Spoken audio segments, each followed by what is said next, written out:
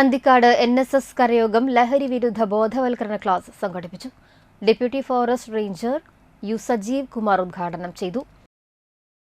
എല്ലാ മാധ്യമങ്ങളിലും ഓരോ ദിവസം നോക്കിക്കഴിഞ്ഞാൽ ഈ മയക്കുമരുന്നിൻ്റെ ഉപയോഗം കൂടിക്കൊണ്ട് തന്നെ ഓരോരോ കുറ്റകൃത്യങ്ങളെക്കുറിച്ച് നമ്മൾ വായിച്ചുകൊണ്ടിരിക്കുകയാണ്.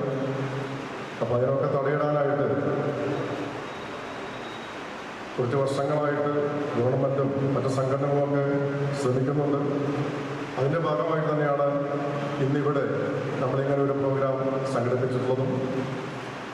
നമ്മൾ കുട്ടികളെ പഠിക്കാൻ വിടുമ്പോൾ ഇങ്ങനെയുള്ള വാർത്തകൾ വായിക്കുമ്പോൾ നമ്മുടെ മനസ്സിലൂടെ വിഷമങ്ങളുണ്ടായിരിക്കാം. അപ്പോൾ നമ്മുടെ കുട്ടികളെ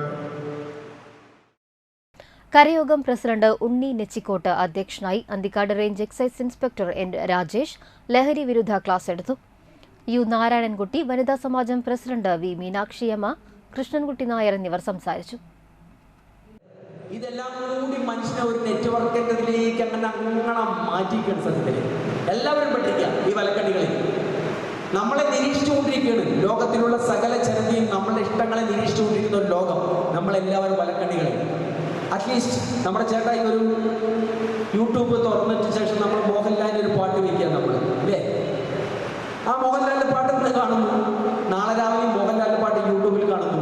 മറ്റന്നാൾ രാവിലെ ഫോൺ തുറക്കുമ്പോൾ ആരുടെ പാട്ട് ആദ്യം വരും? മോഹൻലാലിൻ്റെ പാട്ട് വരും. അപ്പോൾ ചേട്ടായിക്ക് ഇഷ്ടം മോഹൻലാലാണെന്ന് ആരോ കണ്ടുപിടിച്ചില്ലേ? അതുപോലെ നിങ്ങളായിക്കോട്ടെ, നിങ്ങൾ ഓരോരുത്തരും ഫോണുകൾ തുറക്കുമ്പോഴും അതിലെന്തെങ്കിലും ചാറ്റ് ചെയ്യുമ്പോഴോ എന്തെങ്കിലും അടിച്ചു കൊടുക്കുമ്പോഴോ അപ്പോൾ ലോകത്താകെ എത്രയോ ലക്ഷക്കണക്കിന് പേര് നിങ്ങളെ നിരീക്ഷിക്കേണ്ടത് മനസ്സിലായി.